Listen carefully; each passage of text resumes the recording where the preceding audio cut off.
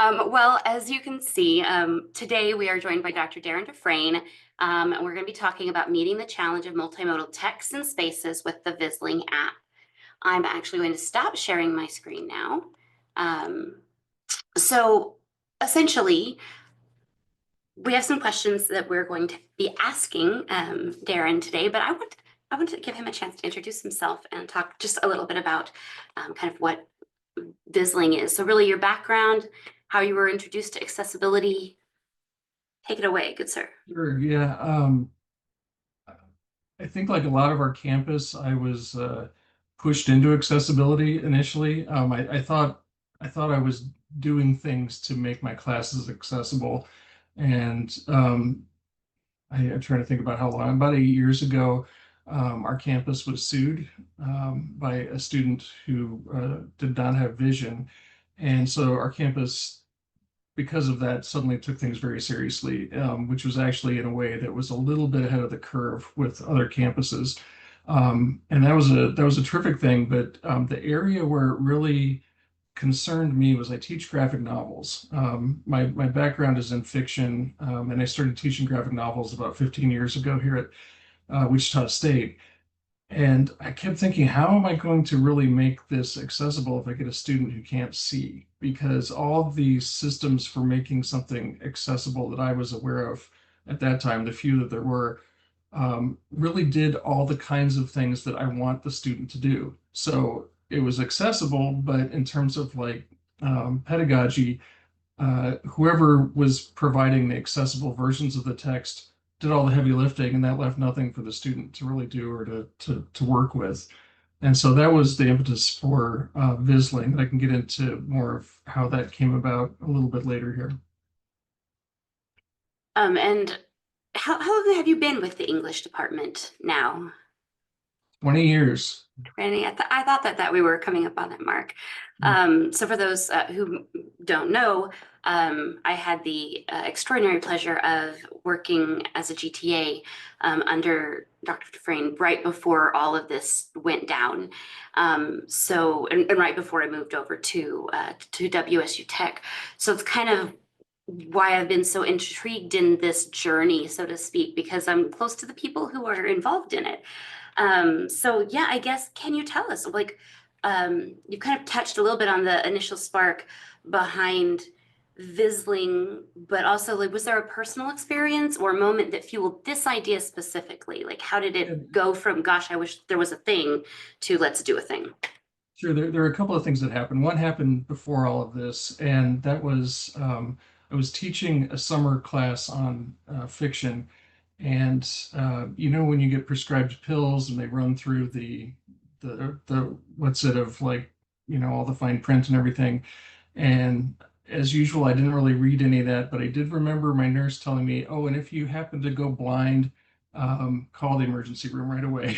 That stuck in my head. And 2 weeks later, after taking this pill, I woke up one morning and I couldn't see, and my eyes were just feeling terrible. And I got what they call acute onset glaucoma, and my eyes were trying to explode literally. And so I went to the ER, and they started treating me.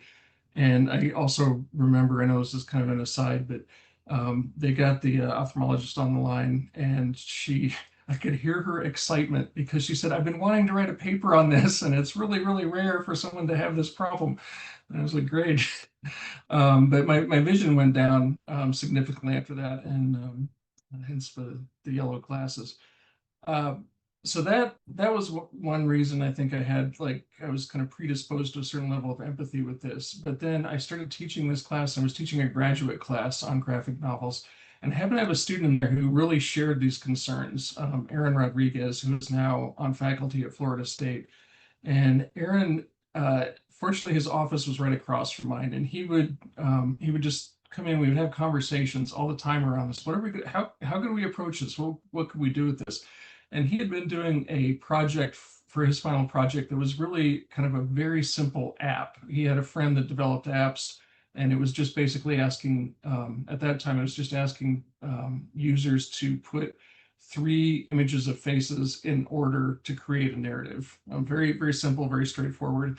And we said, well, what about using an app to try to address this issue? And we had been reading Neil Cohn's work on visual linguistics in that class. And so we started thinking about how we could combine that with haptics from the app, and use that as a way to, nothing is ever going to be totally equivalent to being fully sighted when it comes to processing multimodal text like a comic. But we realized pretty quickly that this approach might have benefits in this direction, but then also for multimodal text in general. And so that's really those two events, I think, were really what prompted all of this. So once you decided, like, hey, let's explore an app, like how did that go from idea to prototype? Like who was in on that part of the situation? And this is where the learning curve got extremely steep for me. We have some people on our campus whose entire premise is built around trying to get people to accelerate their research into product-based things. And so we went to them, and they kept pointing us to people that could do volunteer work to help us put an app together. You kind of get what you pay for in that regard, and this is no shade at the people who helped us initially, but nothing was coming together, and we realized we're going to need some money because neither of us really knew anything about programming or coding to create an app. And so we applied for funding with the Sloan Foundation and with the NEH. And much to our pleasure and surprise, the Sloan Foundation gave us a very large grant. The NEH gave us a very large grant, and we were able to put that toward coding resources. And that gave us a prototype, a working prototype. And from there, we just kept refining it, refining it. And we've been really mindful to try to work with the blind community up front, because one of the things I learned right away in this endeavor is that there are things that are kind of intuitive to me that I would project onto someone who's blind, who's engaging in something like this. Or the other thing that I learned quite a ways back, that probably most of your folks here know well already, is that there's not just blind and not blind. There's a huge spectrum of visual issues. And so you need to kind of keep all of that in mind. There's people too that are blind and can't hear, and all these different, and so they all present kinds of challenges that you're probably not going to address effectively all the way, but we want to try to address as many of them as we could. And so we got together with the right kind of people. We had a little money in our pocket, and we were able to spend it and work in those directions and keep testing and keep getting feedback. So you kind of talked about, like, one of the challenges being finding the people to do the coding and the work, and you also talked about, you know, that you get what you pay for, kind of with volunteer work. So I guess if like finding money was a challenge, like what were the other challenges that you faced in designing an interface that could translate graphic novels into an accessible format for blind or low vision users? Like I know you've already kind of touched a little bit on some of those, but were there any others that you maybe didn't expect, or that really threw a wrench in the works? Oh yeah, the first one was telling our story. Because we would go in and talk to various big wheels around campus that we knew could facilitate moving us in the direction we wanted to go. And they were like, you want to make comics for blind people? And it's not like they were against it or being snide in their reaction, but I understood it. I mean, I understood, like, okay, this is when it comes to like university expenditures and things like that, they were not seeing like the larger picture. So we really had to focus our energies too on trying to make sure that we were making clear how many people are affected by this in the country, globally, how it can impact our institution and other institutions, and what the real needs are out there in this arena. And so we've put a lot of effort into this. And honestly, grant writing was one of the best things that happened to us. This was another area where my entire career up to this point, if I wrote a grant for like $5,000, I was over the moon if I got that, because it would mean like I could spend a little time working on my writing. We had to be writing grants of a much higher denomination in order to make this happen, and working in those arenas and making sure that we were talking to people who knew nothing about comics, knew nothing about visual linguistics, all these kinds of things. We had to put that language together in a compelling way. So I know that you said you did reach out to members of the community and blind and low vision individuals. So were there any surprising insights from user testing or those conversations that reshaped what you were doing or thinking with the app? Yeah, and we got very fortunate in a way in that in Wichita we have Envision, which is one of the leaders in this area nationally, and so we had that resource, which I didn't even realize before we started thinking about this in town here. They were very helpful putting us in touch with some of their scientists at Envision to help look at the app and provide feedback that way. We reached out to various other entities, and we got connected with adaptive technology services out of San Francisco. And that came about through the Longmore Foundation out of San Francisco. We did a presentation with them with, if you've got any comics fans here, they'll know Scott McCloud was on this panel with us. And I could not have been more happy to be on a panel with Scott, who also has a very strong interest in this area as it pertains to comics specifically. But we did our presentation at the panel, and there was one panelist, Josh Miele, who's a MacArthur fellow, he's basically the accessibility person for Amazon, and he's very well known and he's great. And we did our presentation, and we got feedback from Josh first, and Josh was like, "Yeah, nice project. You put it away, move on, do other things." He was not impressed at all with the first iteration of this. Fortunately, the person at Adaptive Technologies Services, Silvana Rainey, was impressed with it, and she really gave us her whole company. That's what they do, is they provide feedback on technologies that will help people with various disabilities. And she gave us some really good feedback, but more importantly, some really good encouragement to keep going with this. There were a lot of things like I talked about that are counter to. One of the things that we've been working on recently is moving Vizling into museum spaces, which creates a whole other challenge. It's going from checkers to chess to 3D chess, basically. And so we just did some testing in the Ulrich Museum, which you can see behind me here in my graphic. We did some testing there, and again, we had some blind and low vision users come to the museum. They were all given iPads, and they toured a really amazing exhibit that the museum had put together by Devin Shimiyawa.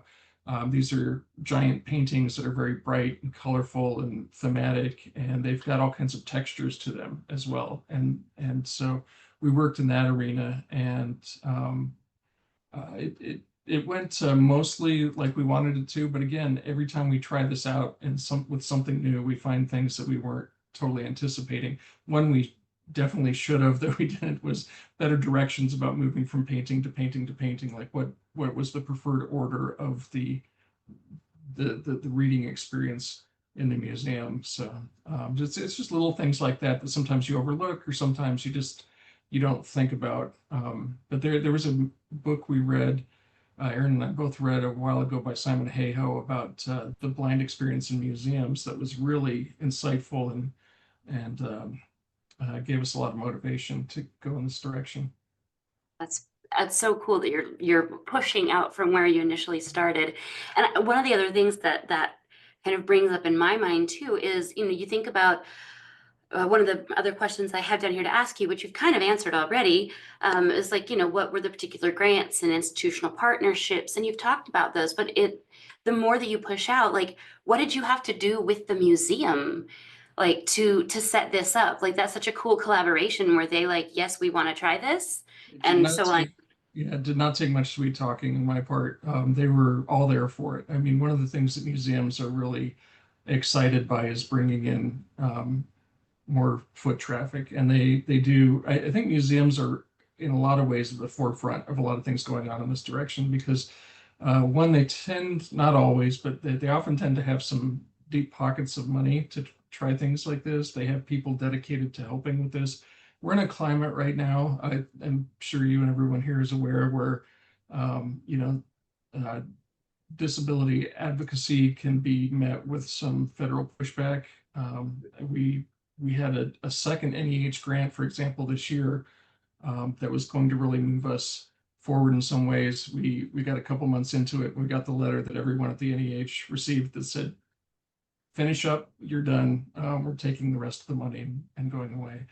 But museums don't have quite as much problem in that regard. They have a lot of patrons, and many of their patrons are excited by these kinds of ventures because they've experienced this themselves. And so, Mhm. yeah, the museum was fantastic to work with. We're trying to work with them again on a new exhibit. And actually, one of the people that came by and um, tested Vizling at the Ulrich.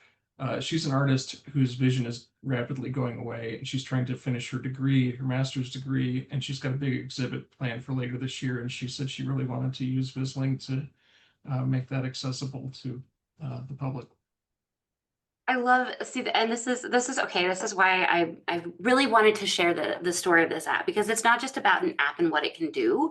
Like, it's about the kind of collaboration and the kind of things that we can do and make possible when we reach out to people that we don't normally reach out to and share ideas. But we'll talk a little bit more about that later. So um, features and functionality. I guess what makes Visling distinct from other assistive technologies or screen readers? Sure. One of the things that you get with most screen readers is uh, basically like a narrative, what we call the global narrative. But even with that, sometimes there's not a lot of thought put into how one unit connects to the next unit. So if I'm thinking about a page in a comic book, and comics are great in this regard because they do all the things that any multimodal text could think about employing. But you move typically in a Z pattern through a comic, but not always. You have discrete panels often in comics, but not always. So there's always these like very soft rules with the way that things are put together. And so if I'm thinking about the mise en page with opening a comic book, there's 2 pages to look at. If I'm fully sighted, my brain takes in everything on those 2 pages initially. And so if I see Batman up here in the upper left-hand corner, and I see the Joker being like laid out with a punch in the lower right-hand corner, my brain knows where I'm going. There's already an arc established, even if I don't know all the particulars, and that's the fun of reading the comic, right? Going from thing to thing to thing with what Scott McCloud calls closure from panel to panel. And so if I get a conventional account of that in something that doesn't use our processes, what I'm going to get is someone saying, Batman's up here, and then Batman sees the Joker, and they argue and they fight, and Batman punches the Joker. There's just going to be that straight through line narrative. With comics and with most multimodal material, it's multimodal for a reason. There's that interplay between text and image, or text and sound, or whatever the other mode is, that is very important to appreciate and to understand. And so what we try to do is we have the global narrative, the straightforward narrative that you would encounter with Visling, but then we also use haptics to help guide a preferred reading. You get vibratory feedback that tells you you're going in the right direction, you're going in the wrong direction. You can also just tap on individual elements and it'll tell you Batman, Owl, Joker, just so you get a sense of where on the page, this is on a phone screen or on a tablet screen, but you get a sense of the layout and how one thing corresponds to another element of the text. And so that's kind of what's a little different about our approach. So I think that kind of also answers my next question, is that the app helps navigate that complexity by giving choice and like multiple ways for a user to interact. Is that what I'm picking Yeah, up? reader agency is huge for us. We really want readers to be able to make kind of their own determinations about how things correspond on the page, rather than just being told that. Because once it's like someone explaining a joke and then telling the joke. If you go that route, it's not quite as funny, quite as, doesn't hit home the Right. way it's meant to. I was actually thinking of this. I don't know a whole lot of graphic comics. I've read a few, but I remember teaching mouse, Yeah. um, and I just the amount of time I would spend not even really worrying about what was going on, story, plot, narrative wise, but just looking at, trying to find all those details, those little things, the symbolism.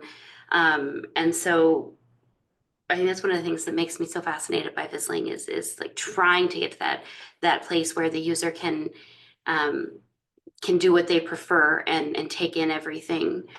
So are there any other features that you're especially proud of that enhance usability or user agency? That's primarily where we're at right now. We're working on the back end of the software at the moment to try to integrate AI to help speed things up. When we first started with this, we had to hand code every image, every pixel. Essentially, it had to be put together in a specific way. And our ambition from the word go was we wanted this to be simple on the back end for a teacher, a friend, anyone that wants to create a multimodal text that their blind or low vision friends can see. And so Mhm, we've come a long way in the last year with that, where it's just kind of drag and drop. You can just take something if you have a scan of it and make it accessible on the app. You can utilize some of the current AI to narrate it, or you can. What we like to do with the comics, particularly, is to have voice actors handle that to create more of a sense of an experience. mhm. So right now, that's really where I would say most of our emphasis is just making sure that that back end is as easy as possible to use. So can you actually kind of talk through that, like that process? Like I am not a teacher, I'm an accessibility, director, and I help faculty make things accessible. And then you have the faculty, so like in the sense of like a classroom space with like a graphic novel course, how would the Vizling app be used by the non-student user? Like how does that all work? So if you had a graphic novel that had not been made accessible yet, you would have the option to get some scans of that and make an accessible version that your student could just read on the Vizling app. And they would have then the ability to follow along in class and get the feedback and understand where things are, so that while you're lecturing, while you're talking about things, they could be doing this in real time on the page. Um, right now, if we took something like Mouse and I gave it to you and you were going to make that accessible on Vizling, even with where we're at, it would still be a little bit time intensive. But I will tell you that other versions of Mouse that get made accessible are also time intensive. We're Mhm, trying to really get that down to a more reasonable amount. When we called around to other universities to find out what they were doing and how they were making things accessible for their students. One of the things that really jumped out at me is people don't share these files. There's a couple of reasons for that. One, they put a lot of money and time into making a graphic novel or a complex multimodal text accessible. And then there might be a reason like, yeah, we just spent like 100 person hours making this accessible for our students, so mhm, maybe we don't want to just give that away. The other reason for that are rights issues. And there's been some kind of fogginess that I was surprised to encounter with folks that didn't understand that if it's being used in these educational capacity, so that there's really not the kind of barriers that people I think anticipate with that, so long as it's handled correctly mhm. with sharing those materials. So have you, I mean, you've had some testers.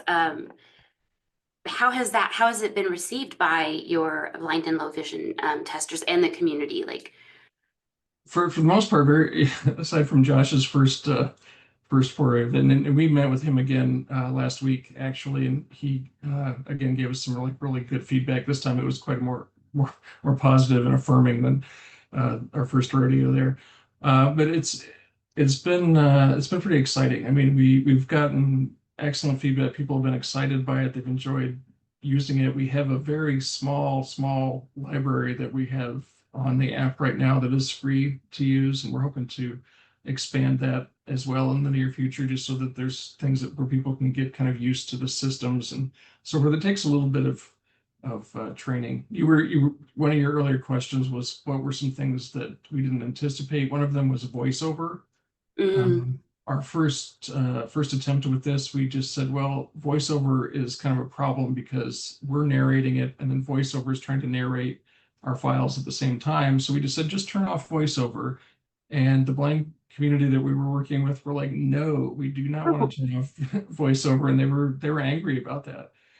So we had to kind of take a big step back and do a whole bunch of recoding to make sure that we worked well with voiceover. interesting. Um, so do you envision Vizling expanding to other kinds of visual content? I know you've talked about museums, but is there anything like beyond that that you're hoping to encompass eventually? Yeah, there's so many. I mean, we're just living in a multimodal world now. Everyone just whether you're fully sighted, blind, or somewhere in between, you use this all the time. I don't know if it was showing up for your phone. Um, and that all of that stuff is multimodal essentially. But there's important things like COVID instructions, COVID test instructions that always come in a multimodal format. Mhm. If it's just clumsily described to you, you're not going to be able to do that on your own. And that's one of the things that we really want to have happen, is to have someone be able to read a schematic without being fully sighted and understand it at least enough that they could utilize that. I think of something like IKEA instructions. Mm, Yeah, those are they're a challenge for the fully sighted, but that's another arena. There's so many different areas that we can apply this to. We're a two-man show though still, so right. we're moving as quickly as we can. I'm just like you've got my brain ticking, and I have some other questions, but we're gonna take a detour, so I hope you don't mind. You say you're a two-man show, but like for instance, I know that there are groups of people who accessibility advocates who will on the regular reach out to YouTubers like that they follow or that have a strong community and be like, hey, I'd be happy to caption your stuff for you or to fix your auto captions because they're broken. Like, do you foresee there ever being like a time when you could be like, anybody want to help us code some COVID instructions? And people who just like to do those things would be like, yeah, sure, I'll code some Yeah, what is that called? There's a word for it and I can't think of it. Work just sharing, basically. yeah, I mean, this is our ambition with the app. It's free to download, it's free to use right now. If someone wants to make something accessible, they can just get an account and start doing that. And if they need help with it, we're glad to do that. So we want that kind of material Crowdsourcing, that's the word I was trying to think of. So crowdsourcing. So that's we would be ecstatic if people would start using in that facility. We've been working with someone at the University, Washington State University's libraries. She reached out to us. They have this really interesting, uh, in their special collections, they have these fishing magazines that go way back. And a lot of, they say interesting because a lot of them they're basically like comics throughout the fishing magazines, telling little stories about fishing and so forth. And so she really wanted to make that work not just digitized, but accessible. And so we're working with her to make that collection fully accessible. We've had SUNY Albany reach out on a really interesting digital platform that they are looking at the way that small towns have changed over the years using old photographic evidence. They put together this really cool um, view of streets where they assemble pictures so that it's like a smooth trip down the street in a specific time and age, and they really wanted to make that accessible, so we were working with them. Just yeah, there's so many possibilities here. that is just awesome. So I guess I mean, how do you see Visling influencing the future of inclusive media or digital storytelling? I mean, you've already got your foot in the door, but like, do you expect that other people will be like, we want to join this ride too? Or do you expect to find some competition? Or I'm just Yeah, curious. we would love. I don't know if I would look at it as competition so much as we would love, and we're always looking at what other people are doing when we find things. One of the things that might be our biggest like competition is not human. AI is just moving at such leaps and bounds right now. For our purposes, though, when we try out some of this AI software that actually visually reads things, um, it's problematic. It's amazing we're at this point for someone my age who just couldn't conceive of this like 10 years ago that we would ever get to this point in my lifetime. But that's all moving really rapidly. And I mean, there may be a point where we're obsolete in 10 years, but we may be obsolete in 10 years as a species. So who knows? Not wrong. So I guess kind of reflecting to close before we open it up for questions. What do you hope that the fine individuals on this podcast or podcast today, and those who may watch it, take away from like your work with Vizling? I hope they take away an interest in checking it out. It's free to download on the App Store on iOS or Android. Um, if you run into any problem downloading it, it's because we're doing an update, but just try back the next day. It should be ready to go. But yeah, we have a couple of low vision artists who made comics, and we were connected with them, and so we have some of their work on there. One of them by Doug Knight, he's out of Toronto. It's the weirdest comic. And then Marika Davis out of Arizona, she has these really, they're just very dry, funny, cute comics about what it's like to be low vision in the world and try to navigate things like a downtown where people have those little scooters like just laying around everywhere on the ground. People just drop them and Right. they don't think about, yeah, The this might be electronic, yeah, the changed. e-scooters that are just left in the middle of the sidewalk. Yeah, yeah. So That's those are amazing. on there, and then some other material as well. And there's going to be more stuff coming shortly, longer form Awesome. works. And is there a message that you'd like to share with other creators or technologists aiming to make their content more accessible? Yeah, learn to tell your story well initially. Think about what it is you're trying to do, and understand that people are not like against you so much as they just, if they've been sighted all their lives, they're not going to get their head around it immediately, and that's on you. You need to really be able to tell your story and tell your story in terms of like what it is you're trying to accomplish and how it's going to better the world.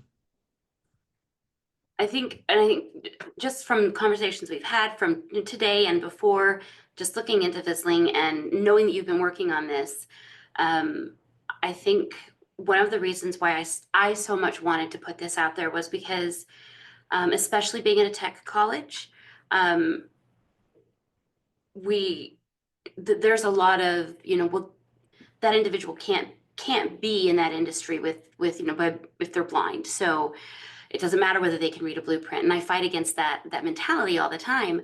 And the fact that there was a barrier and you and Aaron were like, let's not just say we can't, let's see what we can do. And I think that we, especially for those of you other who are accessibility advocates or specialists, it's really hard sometimes to buoy that hope that people will see that. So it's always nice to hear a story where that happens and then grows. So really, thank you so much for sharing that with us, not only to inform us about Vizling and what it does, but also to give us hope that there is chance for innovation if we just keep trying and tell our story well. It's a And very at nice that, way of saying we're both stubborn. well, yes, yeah, be stubborn. Be Yeah. stubborn. I think most of us in the accessibility field are just by nature because you have to you have to be. But at this time, I'd be really happy to open it up to any questions. If you have them, Alyssa, do we have anything going on in the chat or any in the Q&A? Not that I have seen come through. You Oh, can also, there's one. Sorry, there's one that just came through. okay. And it says, will there be a browser-based version of the app, or is it for mobile only? One of the things that we're working with is haptics. And so at this point, they're probably not in the real near future because we really need that element to work there. And we were sort of terrified about a year after we started this, Apple was going to take their haptics away. They did briefly, and then they brought it back. So um, yeah, right now we're using that as another dimension to the reading experience. So that's necessary, and you don't get that on a browser.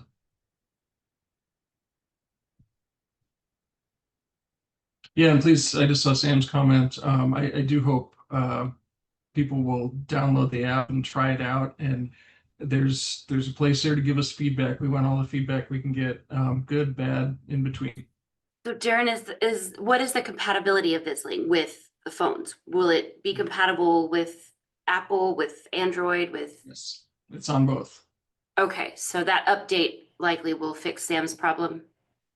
Yes. Yep. I mentioned that specifically because I know Horace, one of our architects that's working on this, mentioned to me that he's putting through an update. Please just, if it doesn't work today, it'll load for you tomorrow. I promise. Just give it a little time and come back to it. We've just had so many changes over the summer, which is our off time. So Aaron and I work like crazy over the summer to try to get all these changes implemented and then get back to our lives in Yeah. the classroom here in a couple of weeks.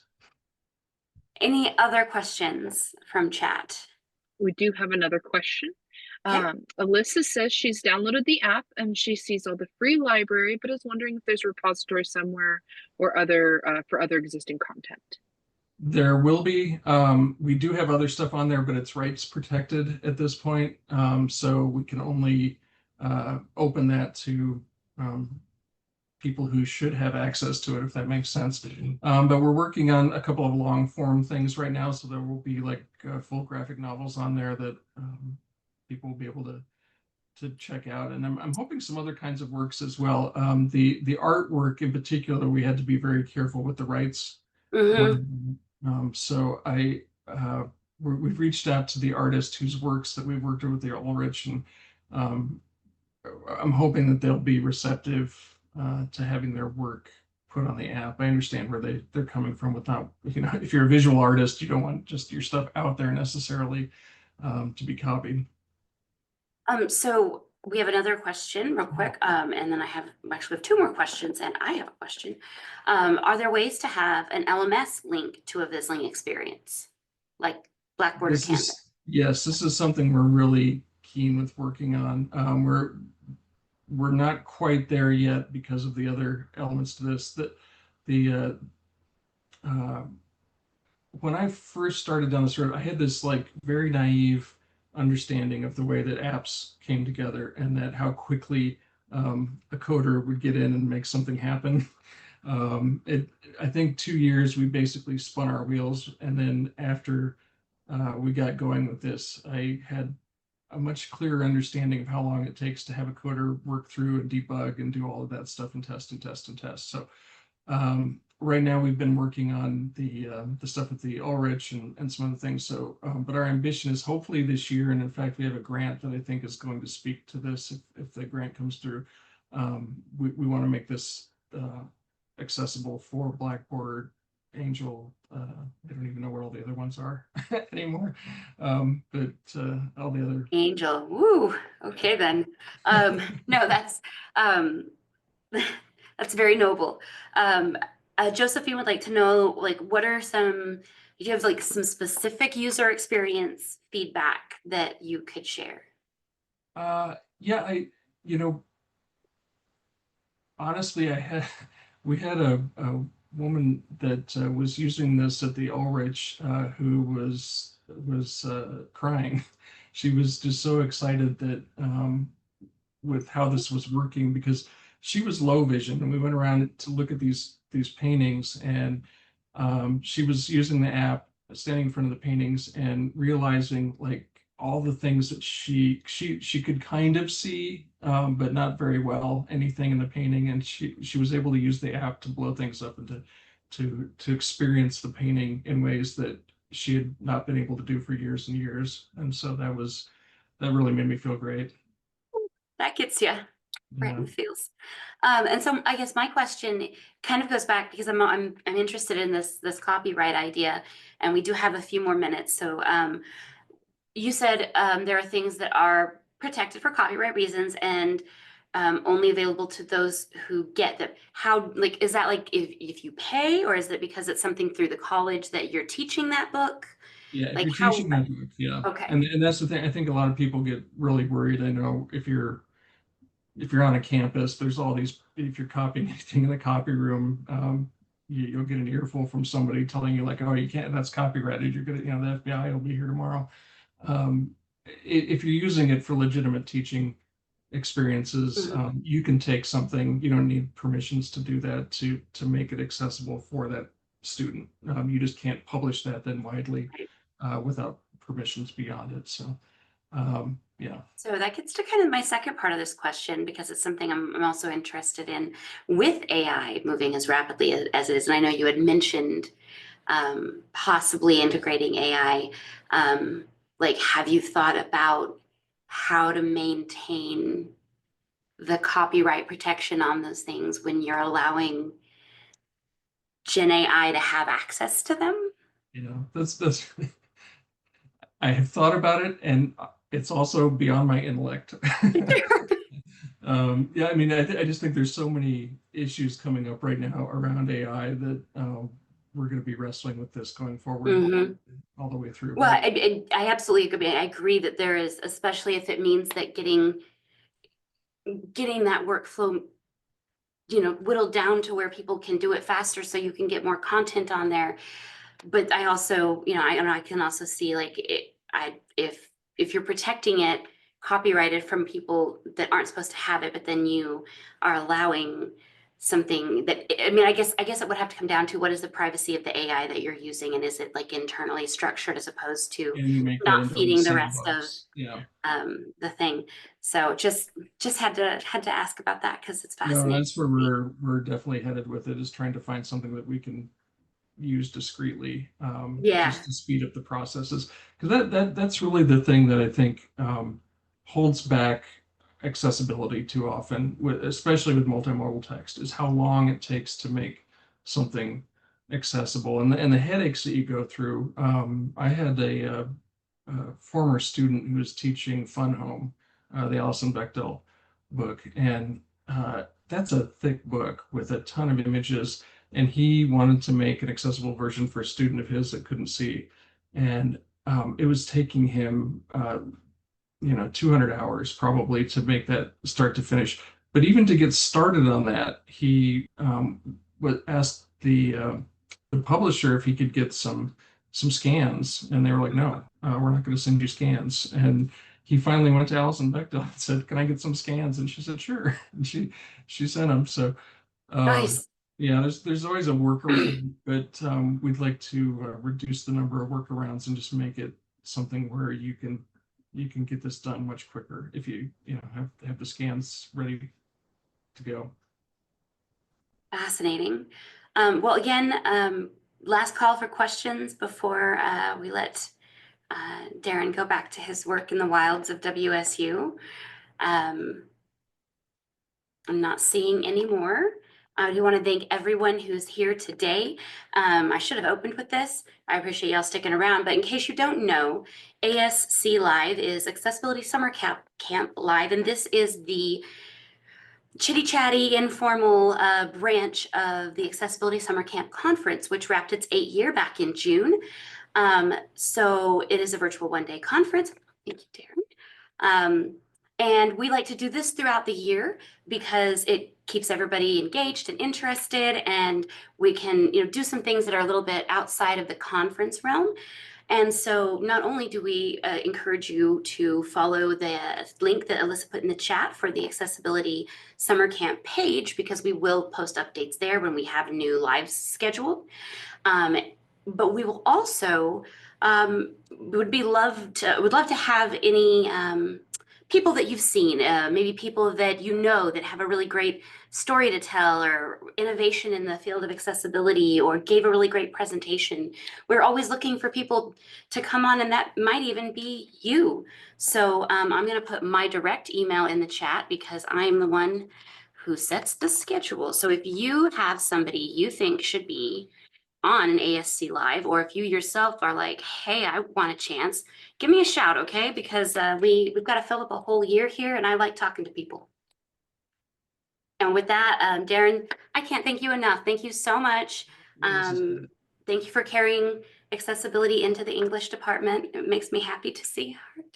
Yeah, everybody check out Vizling, check out the website, and hope everyone has a wonderful rest of the week. Oh, recording will be up in about a week on the website. There will be a link to the YouTube channel. Bye, everyone.